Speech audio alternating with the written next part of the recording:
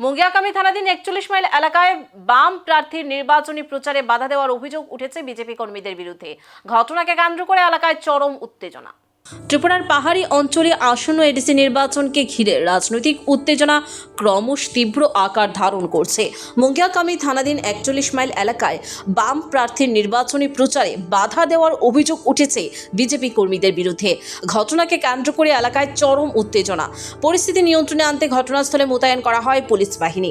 অভিযোগ অনুযায়ী বামপন্থী প্রার্থী এবং তার সমর্থকেরা প্রচারে বের হলে বিজেপি কর্মীরা তাদের বাধা দেয় এবং প্রচার কর্মসূচি ভণ্ডুল করার চেষ্টা করে। এতে দুই পক্ষের মধ্যে তীব্র বচসা উত্তেজনা সৃষ্টি হয়। যদিও বিজেপির পক্ষ থেকে এই অভিযোগ সম্পূর্ণ অস্বীকার করা হয়েছে। তাদের দাবি বাম কর্মীরা উস্কানি দিয়ে অশান্তি পরিস্থিতি সৃষ্টি করছে, এই ঘটনাকে কেন্দ্র করার চেষ্টা করছে এবং রাজনৈতিক মহলে শুরু হয়েছে তীব্র চাপানোত্তর। উভয় পক্ষেই একে অপরের বিরুদ্ধে দোষারোপের সরব। ফলে নির্বাচনকে ঘিরে শান্তিপূর্ণ পরিবেশ বজায় রাখা নিয়ে প্রশ্ন উঠছে।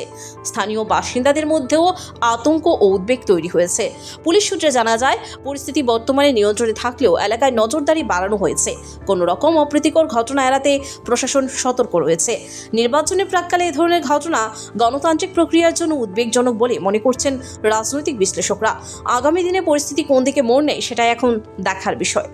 অ্যাকচুয়ালি তারা যদি এমন করতো লাগে কেড়ে এটি তো একটা ব্যাপার হচ্ছে কেড়ে তারা জানে তারা নিচের মাটি ছয়টা যাইতেছে আস্তে আস্তে। এটি তো মেইন প্রমাণ। বিকজ আমরা যে সময় মানুষের কাছে যায় মানুষের তার এক্সপ্রেশনটা বেশি করি, এই লিগে তারা ইডি বাধা দিত। তারা আজকে এই আমরা বাধা দিয়া একটা স্লোগান দিয়া এ জায়গাত আমরা প্রোগ্রামটা বানচাল করছি।